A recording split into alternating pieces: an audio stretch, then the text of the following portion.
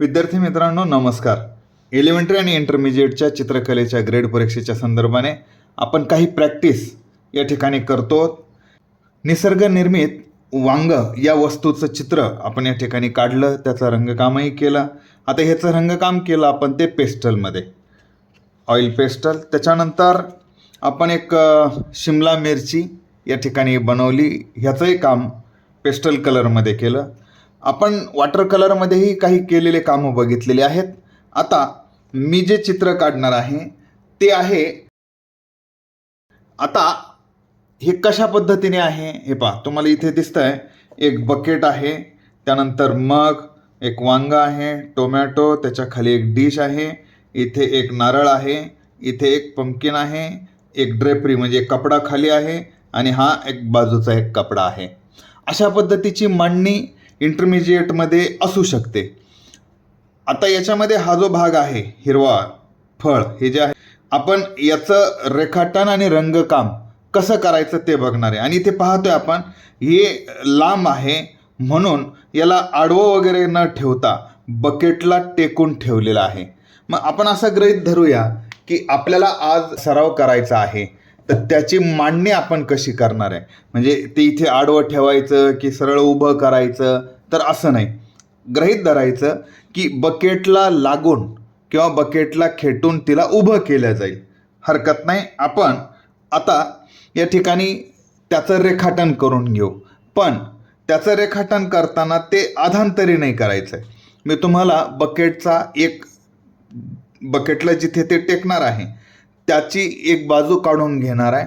तर ती सुद्धा फार निरीक्षणाने यासाठी बघा की बकेटमध्ये जो राऊंड असतो, त्याचं जे काठ असतो, त्याचं रेखाटन करताना बऱ्याचदा मुलांचं चुकतं. मग त्याचाही एक सराव या ठिकाणी तुमचा आज होऊ शकतो. तर हे पहा, गृहीत धरा इथे मी बकेट काढतोय, पण त्याची एकच बाजू आपण सांगितलेलं आहे. हा जो पॉईंट असेल, इथून एक उभी रेष असेल, त्यानंतर याला अशा पद्धतीने हे वळवायचं आहे, पुन्हा इथून एक उभा येईल, त्या बकेटचा काठ हा अशा पद्धतीने वळेल आणि ही बाजू त्याची अशी येईल. ठीक आहे. आता आपल्याला या ठिकाणी एक काढायचं आहे. मग मी त्यासाठी काय करणार, ते इथे टेकलेलं आहे आपण असं गृहीत धरूयात. ठीक आहे, म्हणून मी त्याला इथे टेकवतो.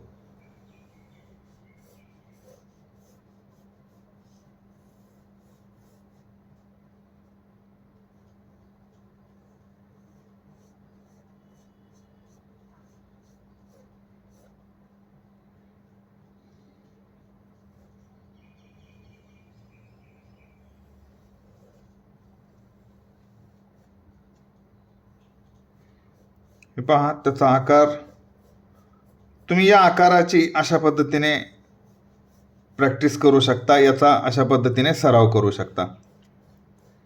आणि मी पेस्टल कलरमध्येच याचं काम करणार आहे. हा याचा इथे देठ आहे,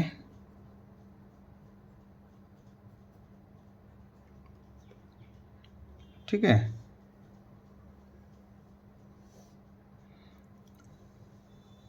मग जेव्हा मी याचं रंगकाम करेल तर आपण गृहीत धरूया की याचा उजेड हा डावीकडून येतोय, म्हणजे हायलाईट जो आहे तो साधारणत हा अशा पद्धतीने त्याच्यावर काहीसा पडेल. हायलाईट म्हणण्यापेक्षा याला मिडल लाईट म्हणूयात.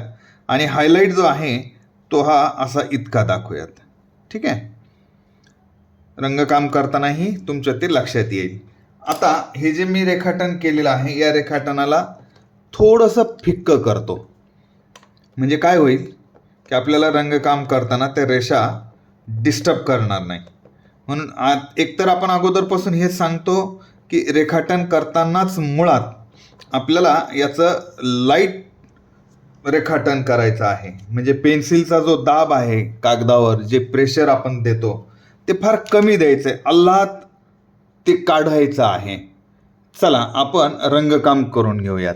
आता पेस्टल कलरमध्ये त्याचा थोडासा ग्रीन कलर आहे, म्हणून मी इथे काय करणार आहे हे पहा, माझ्याकडे डोम्स कंपनीचं पेस्टल कलर आहे, ऑइल पेस्टल म्हणतात त्याला. विद्यार्थ्यांच्या आवडीचं रंगमाध्यम आहे, म्हणून आपण त्याच्यामध्येच हा सराव करतो आहे. मग मला जो ग्रीन घ्यायचा आहे त्याच्यामध्ये सगळ्यात जो बेस लाईट ग्रीन हा मी एकदा पूर्ण ठिकाणी देऊन घेणार आहे. त्याच्यानंतर आपण डीप ग्रीनचाही म्हणजे या ग्रीनचा वापर करणार आहे. चला तर मग मी आता लाईट ग्रीन या ठिकाणी देऊन घेतो. तर ह्याचा जो पॉईंट असतो इकडे लक्ष द्यायचं कधी पण, हे जे पॉईंट्स आहेत ना, कारण तुम्ही जर ह्या पॉईंटकडे बघितलं नाही, रंग द्यायला सुरुवात केली तर ती रेषेच्या बाहेर जाऊ शकतं. म्हणून आपल्याला रंग देताना तितका काटेकोरपणा पाळायचा असतो, तितकी काळजी घ्यायची असते. हे पहा, हे अशा पद्धतीने.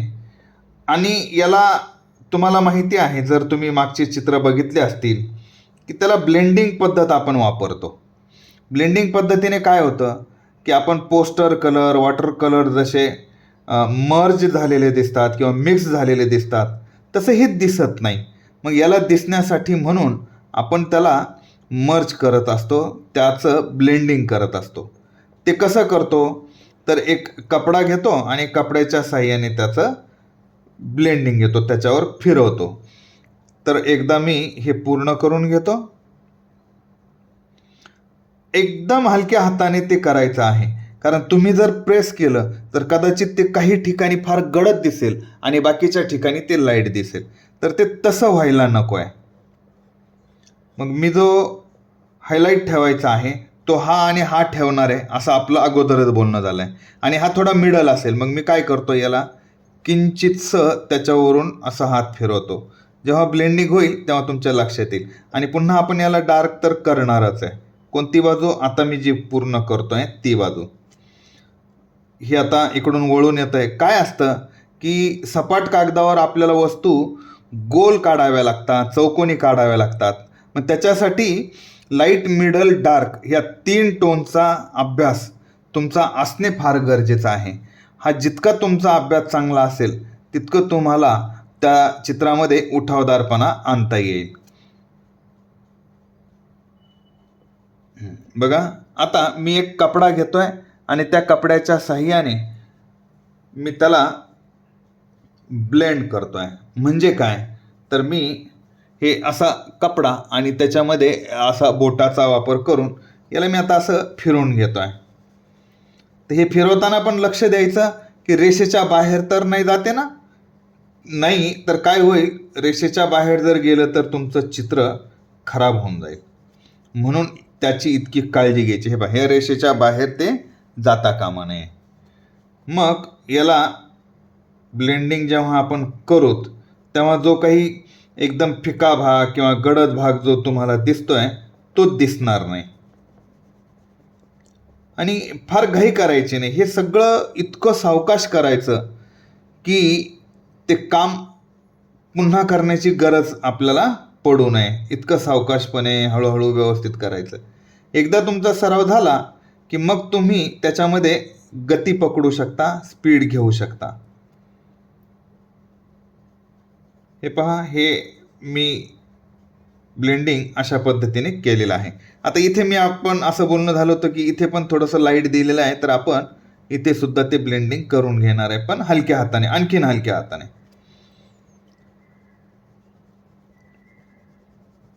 हा तर आपण हायलाइटच सोडतोय, त्याच्यामुळे तिथे थोडंसं व्हाईट हे दिसलंच पाहिजे असा आपल्याला प्रयत्न करायचा आहे.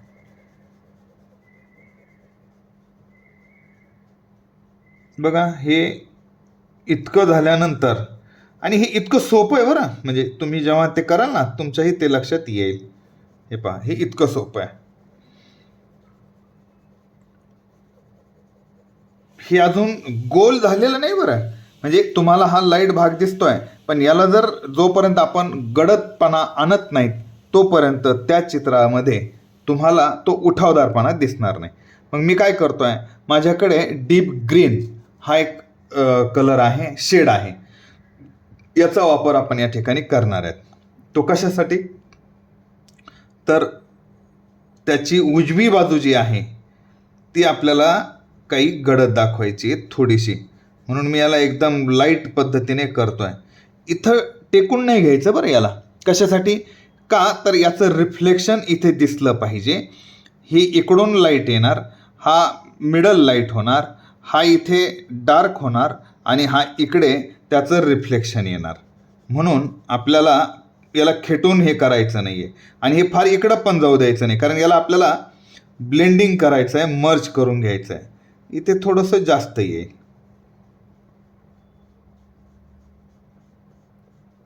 हे पहा, हे असं तुमच्या लक्षात येईल बघा.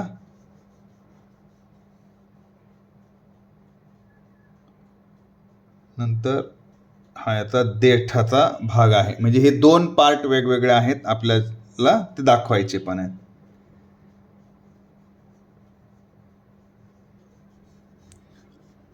याचं आपण आता ब्लेंडिंग करून घेऊ. आणि ब्लेंडिंग केल्यानंतर जर ते आपल्याला उठावदार दिसलं नाही, तर पुन्हा एकदा आपल्याला त्याचा लाईट, मिडल, डार्क असा विचार करून काय करायचं आहे ते ठरवता येईल. आता सध्या मी याला इथे ब्लेंडिंग करून घेतो आहे.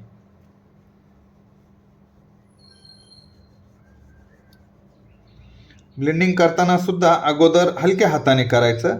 जसजसं आपल्याला जाणवेल तसतसं त्याला प्रेशर देत जायचं.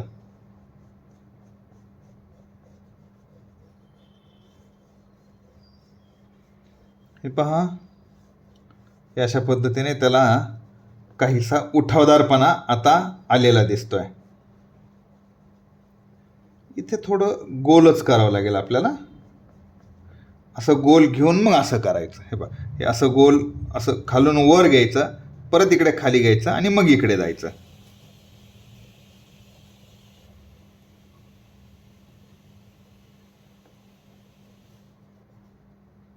बघा, म्हणजे ह्याचं रिफ्लेक्शन शेड इथे आलेलं आहे, इथे डार्क झालेलं आहे, इथे मिडल आहे, इथे लाईट मिडल आहे आणि इथे पुन्हा मिडल आहे.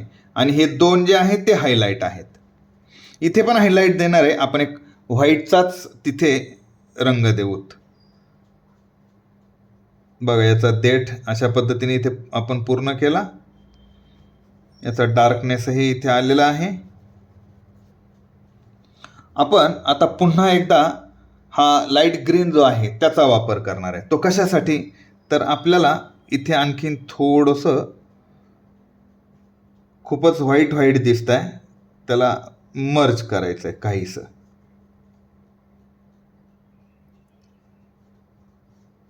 मी आता याला थोडंसं प्रेस करतोय, म्हणजे याला दाबून काढतोय आता हे इथे असं.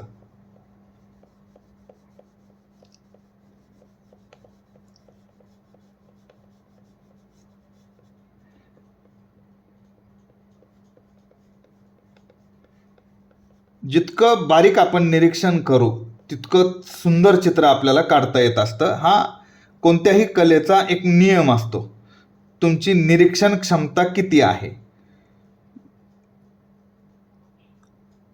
कारण जेव्हा आपल्याला कोणतीही गोष्ट कागदावर उतरवायची असते, त्या अगोदर ते आपल्या मनामध्ये पक्की झाली पाहिजे की हो, आपल्याला माहिती आहे लाईट कुठे द्यायचा आहे. आपल्याला अगोदरच ते कळालं पाहिजे त्याचा मिडल कुठे द्यायचा आहे. हे पहा, हे अशा पद्धतीने हे केलं आणि त्याच्यानंतर मी आणखीन उठावदारपणा येण्यासाठी याला इथे थोडंसं डार्क करतोय. हे आता आपलं जवळपास संपतच आलंय. ठीक आहे.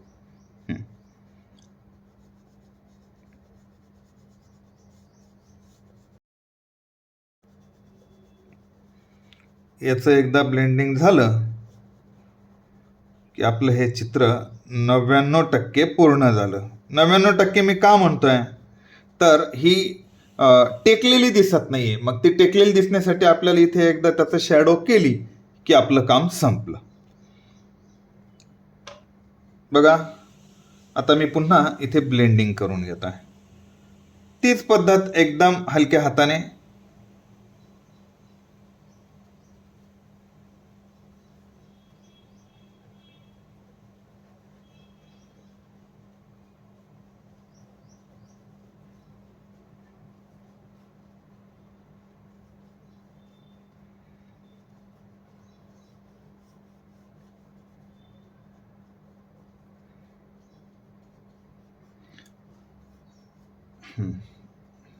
बघा, इथपर्यंत आपलं काम आता पूर्ण झालेलं आहे.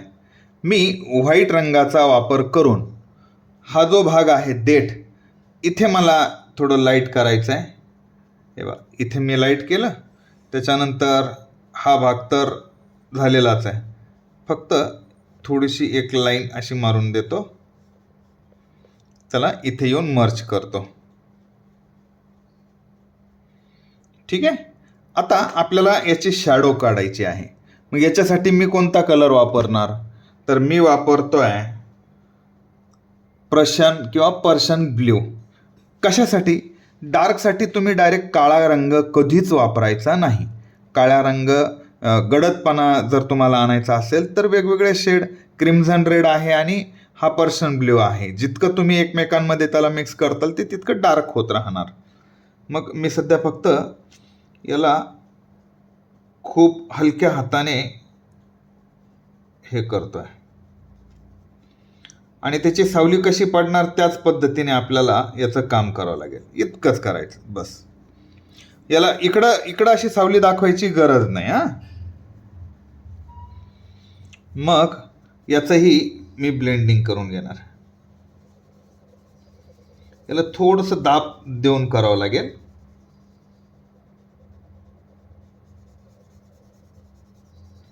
कारण ह्याची सावली कशी इथे पडणार आहे बा. हे जे आहे ना, हे बा, इथे त्याची अशी सावली पडणार आहे. पण आपल्याला ती एवढी दाखवण्याची गरज नाही.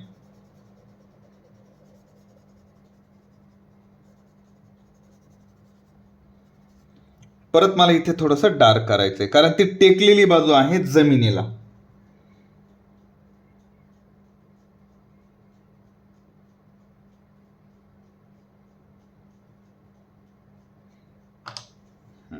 जितकं आपण ते डार्क करणार तितकी ती वस्तू उठावदार दिसेल.